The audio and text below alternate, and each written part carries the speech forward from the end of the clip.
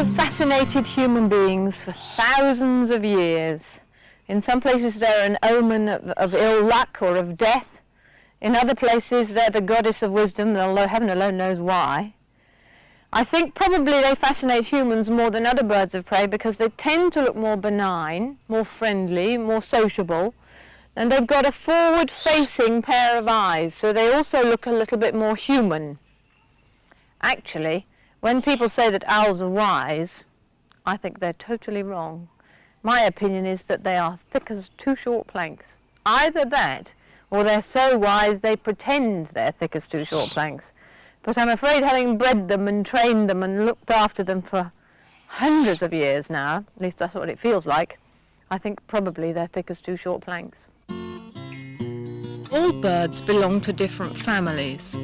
With birds of prey, the diurnal birds, the day-flying birds, they're divided into buzzards and hawks and falcons and eagles. The owls have got two main family groups they belong to.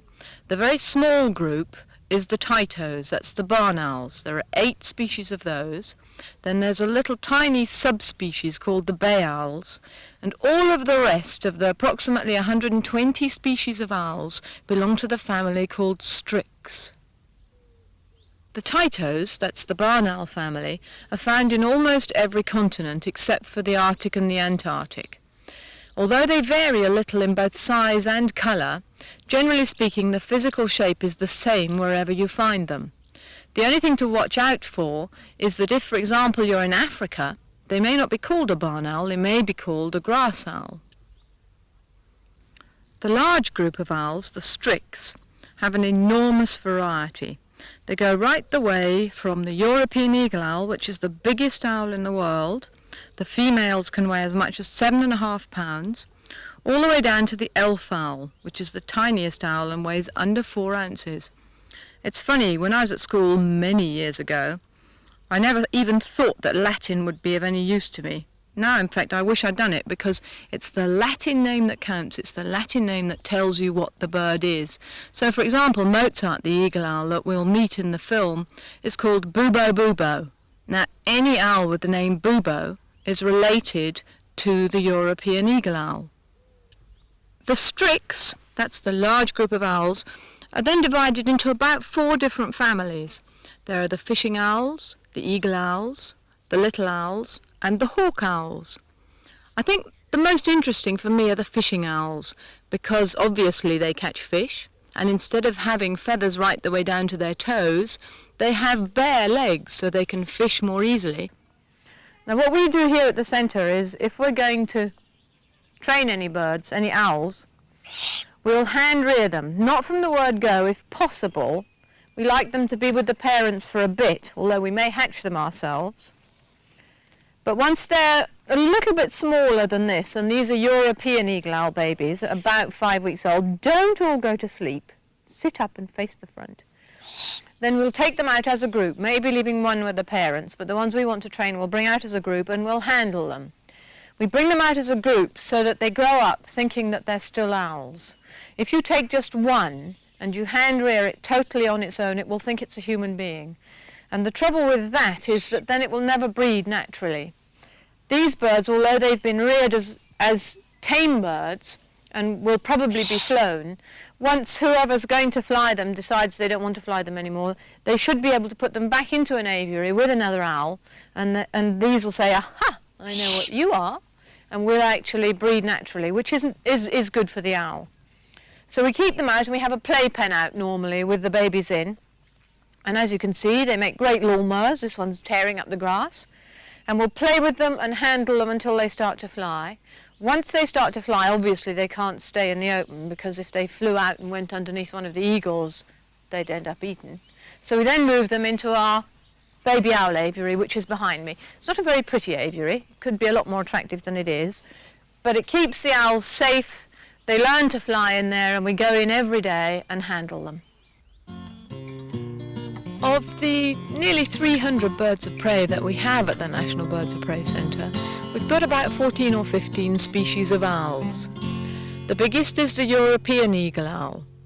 Next down, slightly smaller, not a lot, and I think a little bit prettier, is the Iranian eagle owl, which comes from a little bit further east than the European eagle owl. Then again down, but only a tiny bit, is the Mackinder's eagle owl, discovered by a man called Mr. Mackinder, and that's an African eagle owl. On down again, and I really do think is the prettiest, is the Savigny's eagle owl, sometimes known as the Pharaoh's eagle owl or the desert eagle owl. I've got one at home called Curly, who was actually a wedding present from my dad. He gave me an eagle owl and a washing machine. I've still got the eagle owl, but the washing machine blew up. The Bengal eagle owls, the babies that we've been training this year, come from even further east than the Iranian eagle owl, and again are even smaller. The biggest owl from America we've got is the great horned owl. Although it's not as big as the European eagle owl, it's a much more rapacious bird in the wild. It's a very brave hunter, and it's liable occasionally to even kill birds the size of an American red-tailed buzzard, which is a big bird, and then they use their nests for nesting in. We have to be jolly careful going into the aviary to take their eggs, because they're not at all nice about us being there. I don't know why, but probably my least favourite owl is the snowy owl, which is odd because it's nearly everybody's favourite. It's a great big white owl that lives around the Arctic Circle. It has been known to breed in this country in the Shetland Isles, and the females are much more heavily marked. They're much darker than the males, who are nearly pure white in colour. Down in size we come to the tawny owl and the barn owl, the short-eared owl, and the bubok owl. All four of these species are pretty similar in size. We've bred from two of them, but we haven't yet managed to breed from our buboks, which we haven't had very long. They come from Australia, and our short-eared owls. Our short-eared owls are both injured birds that have come in from the wild and were so badly injured that sadly they couldn't be released. One of these days when we do breed them, perhaps we'll be able to return their young back to the wild instead of them. Even smaller still are the white-faced Scops owls, which come from Africa. Those are the ones that we have bred quite successfully.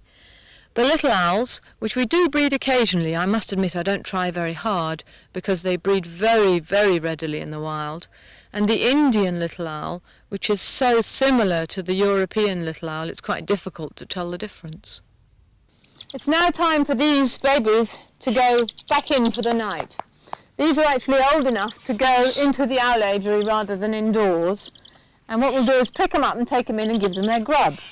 Now when you're going to pick up a bird like this, it's got to feel confident, so you've got to do it in a fairly firm movement, and it will then feel secure. Both hands round the wings, keep still. Fingers one either side of the legs, and that noise is telling me he's not enjoying it. Then just lift him up and take him into the aviary, ready for the night.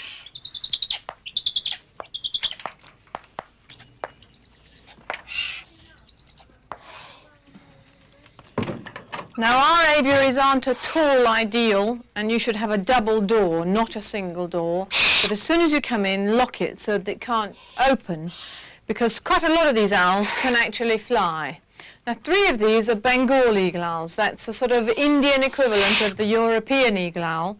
And what we're going to do is we're going to train these to fly here at the National Birds of Prey Centre. The reason we're going to train these rather than those is that we trained one of the Europeans last year and it kept on eating my chickens. Could I have my glove back? Oh, go on, be a sport. Give it back. You don't want it, you can have it later. Now at this stage, it's a good idea to get the bird used to being handled and sitting on the glove. They've been played with all the way through, so to get it to sit up, I put my glove behind it, him, her, it, slowly pressed, and there you go. Trained already. What could be nicer? Now the beak is used a lot with baby owls. Everything like a child goes straight into the mouth. So don't be frightened of them. They're actually very gentle. When they've been tamed and made sociable like this, they use the beak just to feel things. And they have, as you can see, huge and very vulnerable eyes. Now in the nest they do a lot of nibbling to each other, just the same as they're doing here. So watch, every time he takes my finger in his beak, he closes his eyes, so that should his brother or sister in the nest do the same thing, there's no chance of this beak hurting this very vulnerable eye. The ears are exactly the same place yours are. They have excellent hearing, excellent sight. And don't believe that owls can't see in the daylight. That's rubbish. They see very well in the daylight. If you look, you'll see a black semicircle. Show them the semicircle. Here and here. And between there, if I stick my fingers in there, sorry, I now have my finger in his ear. And a very nice ear it is too. Some owls, like the barn owls, have asymmetric ears. That means one's a little bit higher than the other. These are also supposed to have asymmetric ears, but it's so close, it's actually quite difficult to see. And very soon these owls will have feathered ears as well. They're not full grown yet. You can just see about there a tiny amount, just that tickle, a tiny amount of feather coming. The feathers have nothing to do with their hearing at all.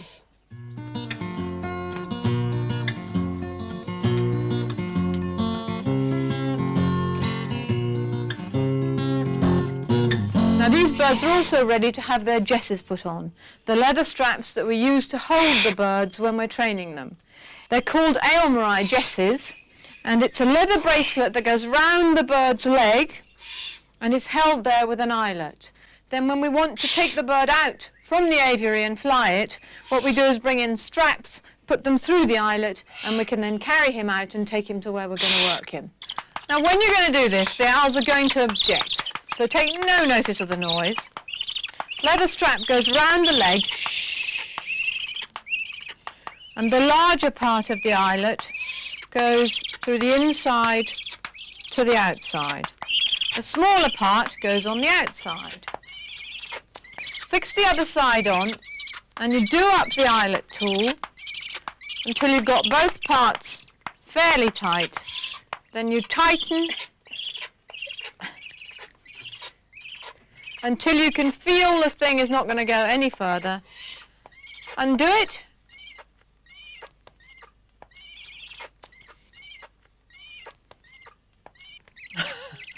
There you go.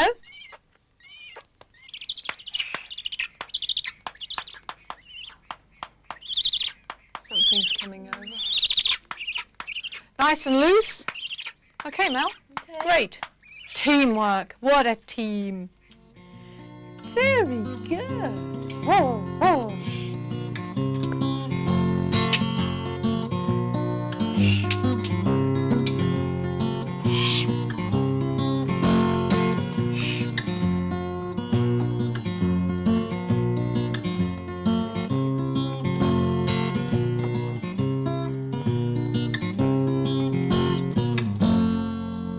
If you look in this aviary, you'll see that the tawny owls have got 3 babies.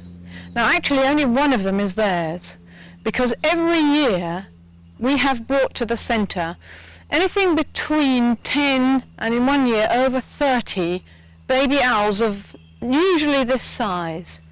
Now please, any of you who are watching, if you find baby owls in the wild of this size and even smaller, leave them where they are, because these birds, although 2 of them can't fly, can actually scramble up the branches. They've got loud voices, their parents will look after them, and if you bring them to us, they're so much more difficult to get back to the wild than if you leave them where they are. They've got a fair chance of survival in the wild if you leave them. If you're at all worried, bung them in a tree or in a bush if they're right out in the open. But generally speaking, when it comes to any baby bird, it is much better left in the wild.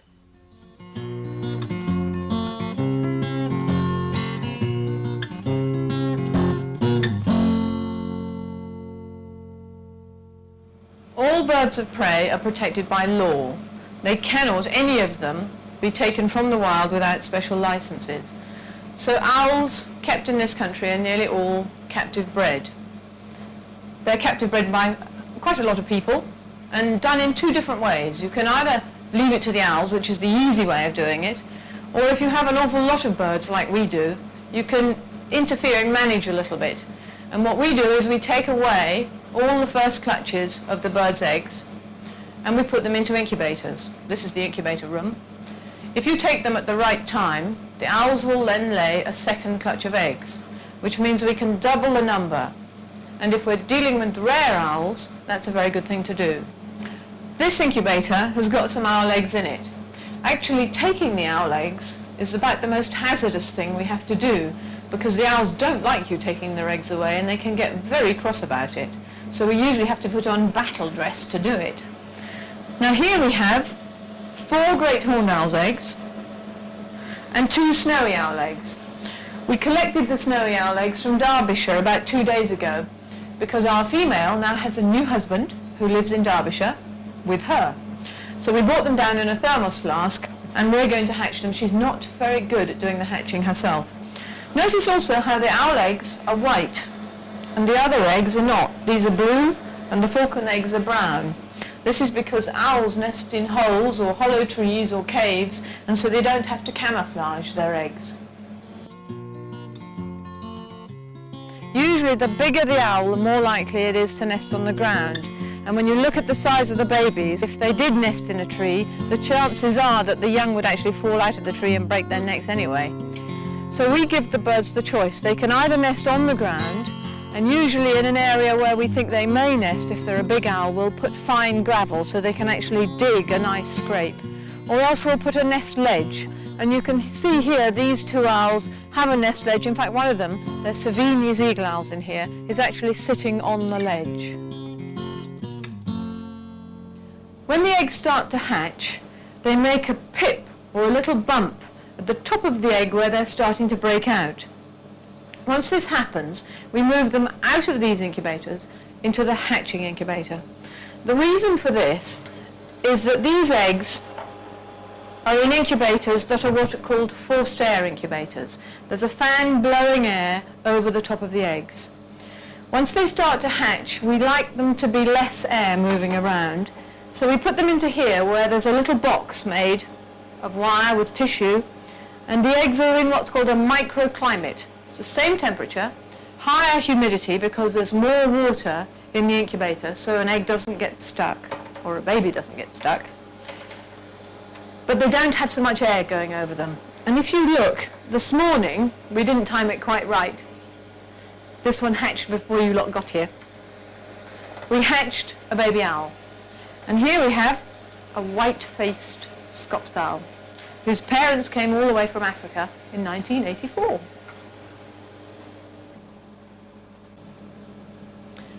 Once an owl is hatched, we leave it in the incubator for probably another hour so that it dries out and its fur fluffs up. They're actually pretty horrible when they first hatch, they're all wet and soggy. And then we take them out of here. Hello?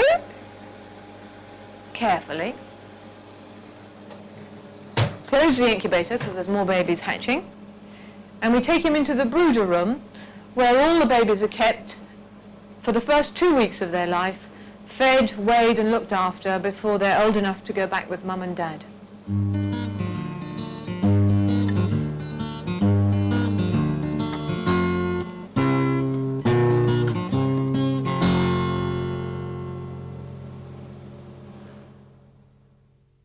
This wonderful room here is the brooder room. Once the babies hatch, they get taken out of the incubator room and brought into here and put in what we lovingly call the ovens.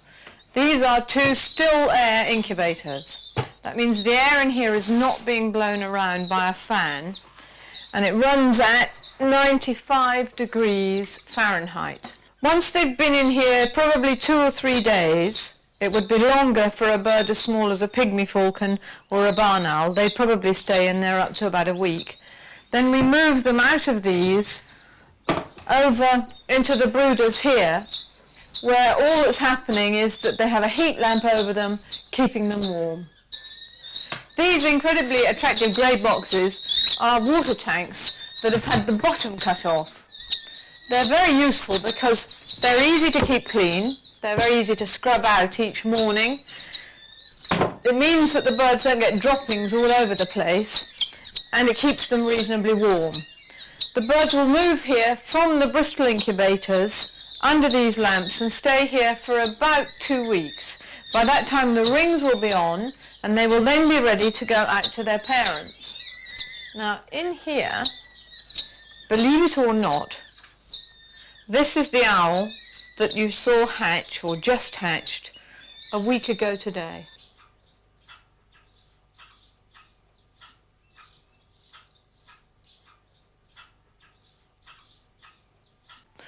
With the diurnal birds of prey, it's very easy to see how much they've had to eat because this bulge here is a crop. So once it's full, that's all they need to eat. If when you go to feed them the next time, the crop has still got meat in it, you just don't feed them. Owls are much more difficult because owls don't have a crop. The food goes directly into their stomach. So you've got to put a finger very gently and feel their stomach, which is just between their legs. If it feels soft and flaccid, then it means that they're not still full of food and you can try feeding them. Now it's a question of touch. They don't see the food coming. They've got perfectly good eyesight, but they don't look for it like the hawks or the eagles do, and they're not sitting begging like the falcons are. So you bring it in and you touch one side or other of the beak, and as soon as you touch, if they're hungry, they'll respond and take the food from the tweezers.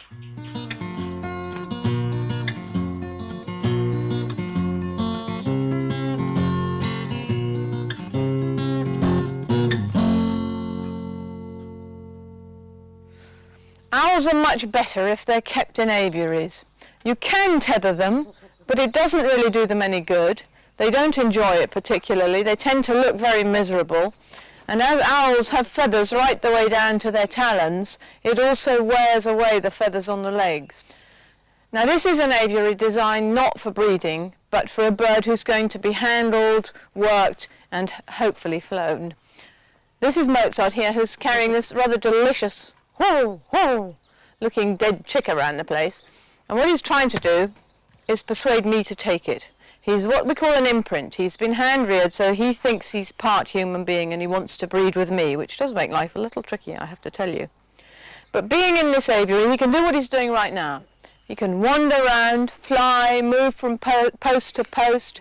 He's got a shelter in one corner, he's got a bath, he's got some nice big tree perches which keep him very comfortable, and it is by far the best way of keeping owls.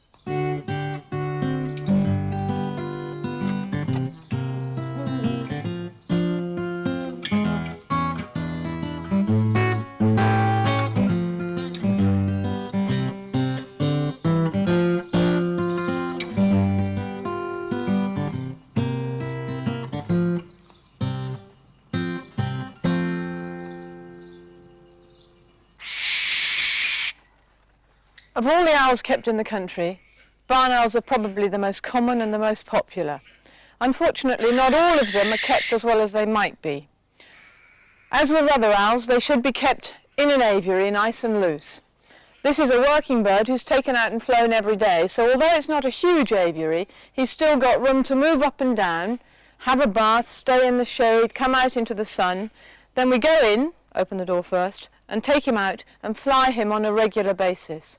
In this way, he's kept comfortable and happy while he's not flying, and it's very easy to remove him for flying.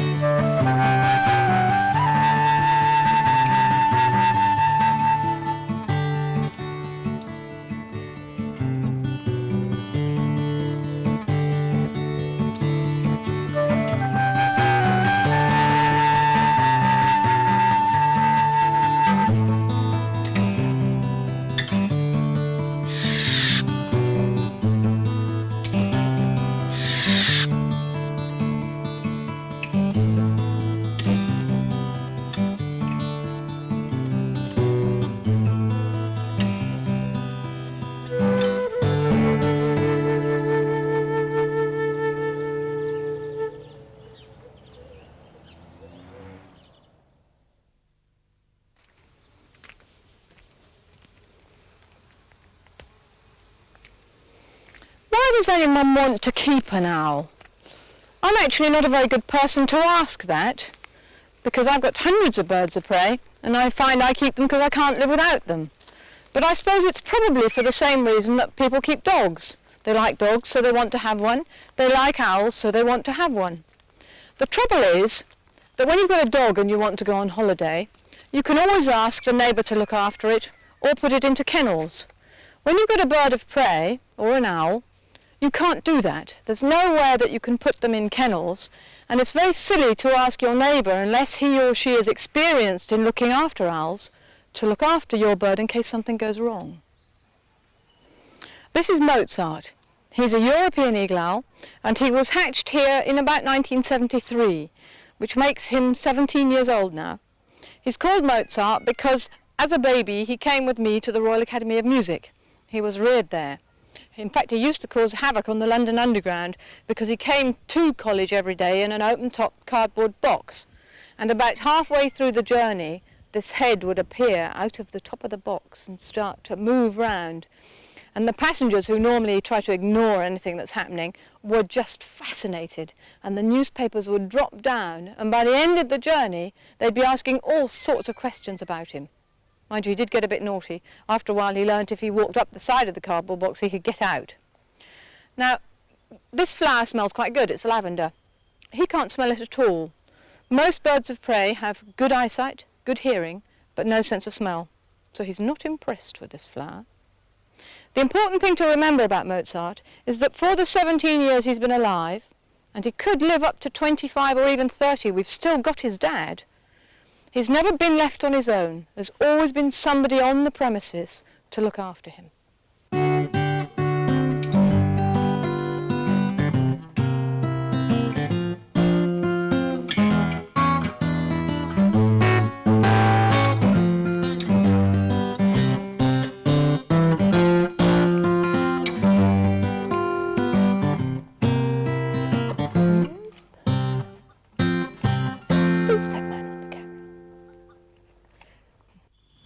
Here we have extremely cross owl in the basket. All we need is chips and we're away. This is a baby barn owl who's being reared along with its brothers and sisters, which I didn't want in the shot because one's enough to handle right now, so they can be released into the wild. All over the world today, numbers of species of owls are actually declining. Quite a lot of barn owls across the world are declining, particularly the island races. Usually it's habitat destruction. Where they live is being destroyed, so the things they live on are no longer there.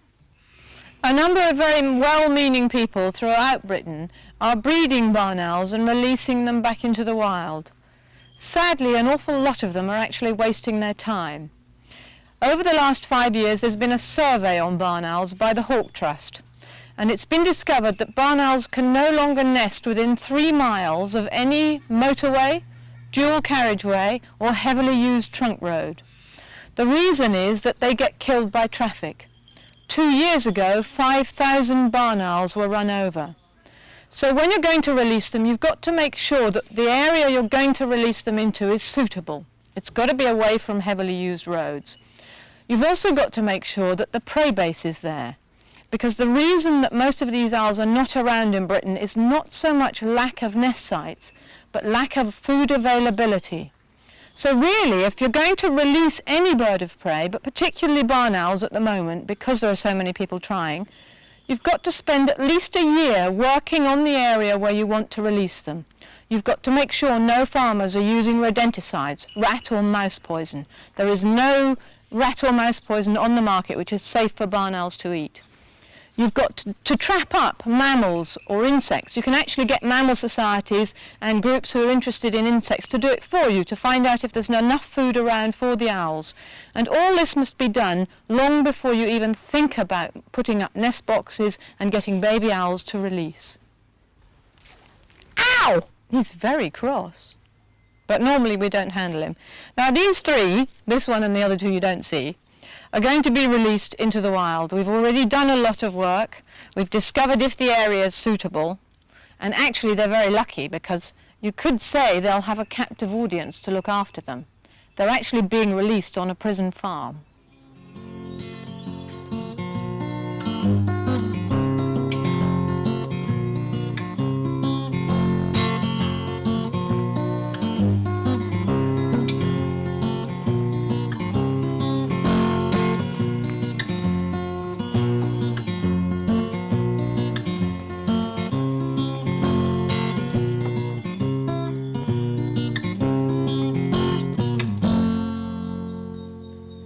keep on showing you situations that aren't ideal.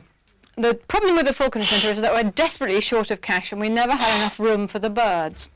If you're going to train owls, or an owl, and basically only one person's going to train one owl, it's much better to have them on their own. But we've had to work with 3 owls in the same aviary, which is a bit tricky. When we first start them, we work with them in the aviary, because here they feel secure, they've grown up here, they're comfortable. But you can't be squeamish, I warn you. They eat dead day-old cockerels, of which I have a number in here, looking delicious. Come on, onto here. And I want this bird, pull up a bit, to start off on this post here. Here we go. Hey presto, coming to a piece of meat. Then I'm going to ask him to come to the fist. So I'm going to step back.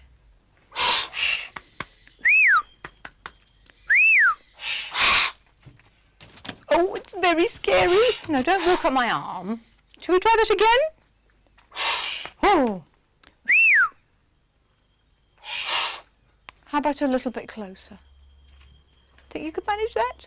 Oh, yes, come on. Oh, oh.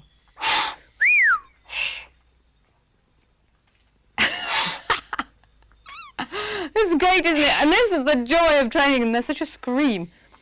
Come on. Oh, oh. Oh, very good. You can see it's not sure yet, it's not confident, it's not that happy. So we'll try once more. I think we may get the female landing on the fist any second now. Oh. And the infuriating thing about owls is they have absolutely no concentration at all. 1 minute they'll be looking at you, and the next minute they're looking at something else. Wake up! Oh, oh. Oh, oh. Oh, the suspense is killing us. Come on, you can do it. I'll tell you what. Let's try the other one. You come and sit over here. Look, over here. There. There you go. Confident on its own perches, not so confident to the fist. Let's see if we can get the female here. Good girl. And then get her to jump. She's a more nervous bird. Oh. Oh. Oh, oh. One of these is going to come. They'll probably both decide to come at once.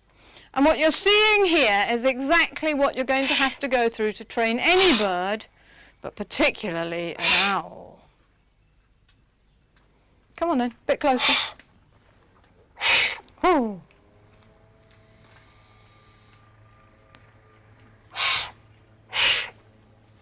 Do you want this? Come and get it. Oh yes, very good. And you can see we're at the stage where they're coming, they're a bit jumpy, so it just is going to take a little bit more work than we're going to show you here today.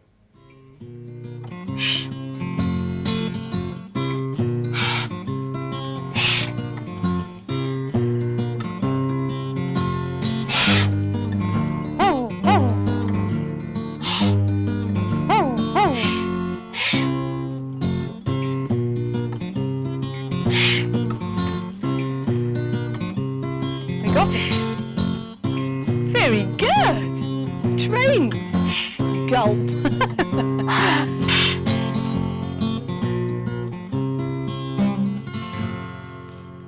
Now when you're going to train any bird of prey, the way you tell how it's going to respond is to weigh it. Then when the bird's behaving badly, when it say weighs 2 pounds in this case, then I know he's overweight. When he weighs what he does today, which is 1 pound 13 and quarter ounces, I know that so far that's been the weight that he's been quite good at responding to. As I came in, I locked the door so that at no time can anyone open the door of the weighing room and the bird fly out. Now, I chart the weight down. We write it on a blackboard here so we can remember who's who. And to take him outside, he's actually got hunting jesses on, but they can slip through your fingers. So with an untrained bird, you need new jesses and a leash and a swivel, because remember this bird normally lives in an aviary, don't you? Jesses on, pushed through the eyelets on the bracelets, swivel onto the jesses, and if you don't know about how to do this, you should find out long before you get a bird. Leash onto the swivel, don't move. Glove. Now some people do actually carry owls around without a glove, but it's very uncomfortable. You end up with lots of holes in you, and it's actually much more comfortable for the bird to have something easy to grip. So we write down his weight, and then we take him out and see what he'll do.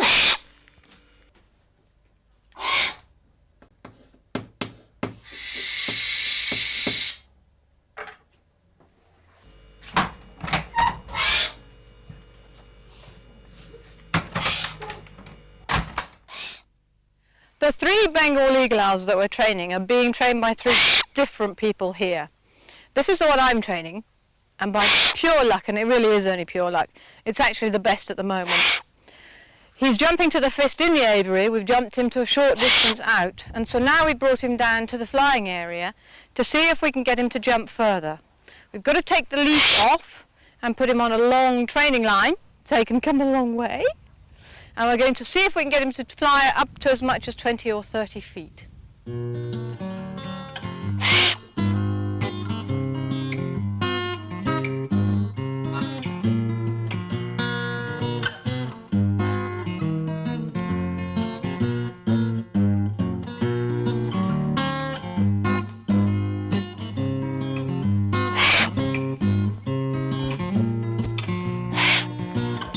Oh, what a good boy.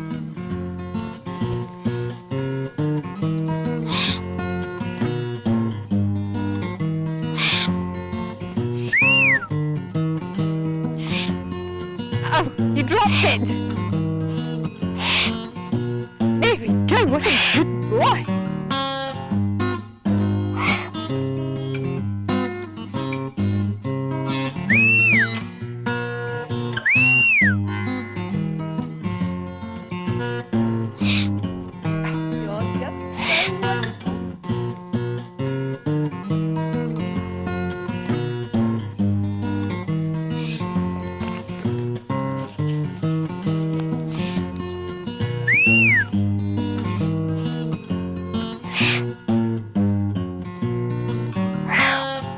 Don't talk with your mouth full.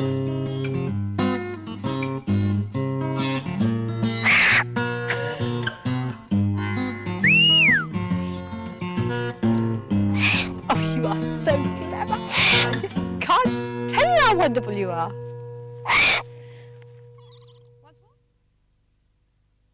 There are 6 species of owls in Britain. The biggest and the rarest is the snowy owl.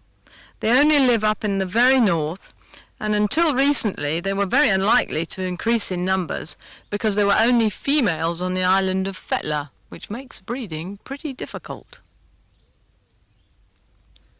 Commonest of all the British owls and found almost everywhere is the tawny owl. You can even find them in the middle of London, and you'll always know when you hear one because they do the classic to-wit-to-woo noise, and they can also make the most horrific scream that sounds like mayhem and murder at about 3 o'clock in the morning. Almost everyone must know that our declining owl is the barn owl. Ghostly white under wings means that when it's seen flying it's often mistaken for a snowy owl, and its greatest downfall is that it glides slowly along the roads and verges and invariably doesn't get out of the way of cars in time. The short-eared owl and the long-eared owl, who are very obviously called that because of the length of their ears, remembering that they're only feather ears, are doing reasonably well in this country, and if you go to the right areas you can actually see them in the wild. Last is the little owl. It's actually not a British species, it's what we call an introduced species, and it must be really a major success story for inbreeding if you think about it, because only 18 were released into the southeast in the last century, and there are now thousands of them in the wild. You may not realise it, but you've probably seen a lot of our birds on television. They've done an awful lot of film work and advertising, but of all the birds that we use, probably the owls are required more often than any other. The barn owls are always the most popular. This one's portrait is on the BT phone card. Both of my barn owls have been to Corfu filming for Gerald Durrell's My Family and Other Animals, and they also both went up to Yorkshire to film for the James Herriot, All Creatures Great and Small, and all sorts of adverts and films all over the country. Actually, they get paid more than I do.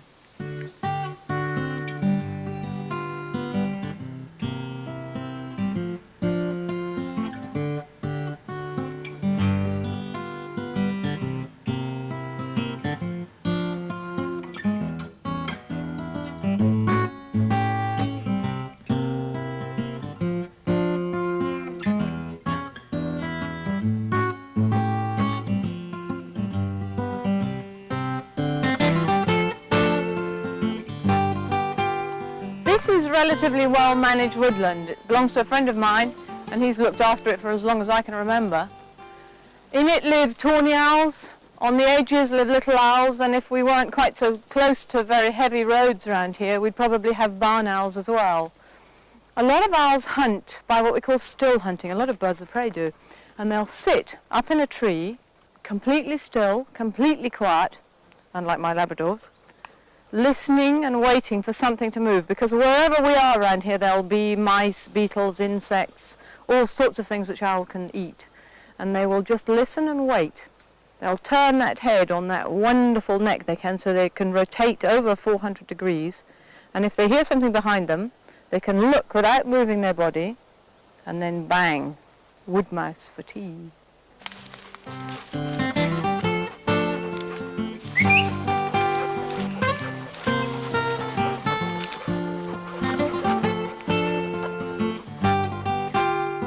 We're often asked by farmers if they can have barn owls to release. And although this could be a good idea, unless the habitat is right, it's a waste of time. This year we've had a drought, so this field looks pretty dismal anyway, but you'll find that an awful lot of grazing land is overgrazed.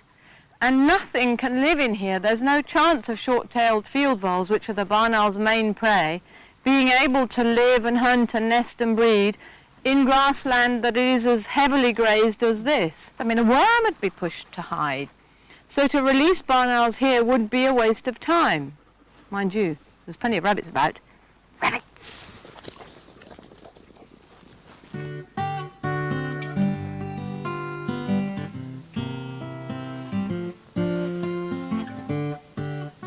This story would not be complete if we didn't show you the young eagle owl that I've been training all summer, flying free. So we took him across the fields to somewhere quiet, and we did just that.